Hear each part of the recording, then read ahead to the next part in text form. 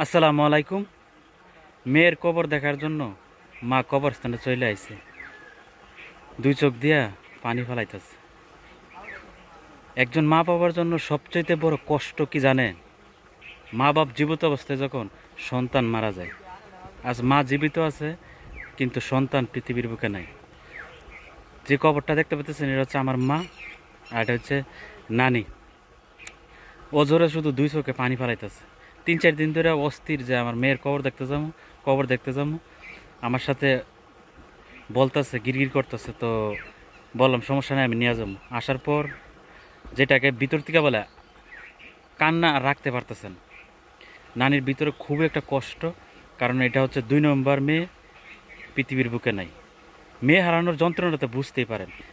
যে মা বাবা জীবিত অবস্থায় থাকায় তার সন্তানকে হারাইছে, তারা একমাত্র বলতে পারবো যে এর কষ্টটা, যন্ত্রণাটা কতটা ভয়ঙ্কর হইতে পারে, যন্ত্রণাদায়ক হইতে পারে।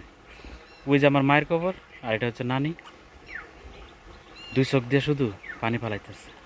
সবাই মার জন্য দোয়া করবেন, পাশাপাশি আমার নানির জন্য দোয়া করবেন। আল্লাহ পাক যেন সবসময় সুস্থতা রাখে, হায়াত দ্বারা আরও বাড়াইয়া দেয়।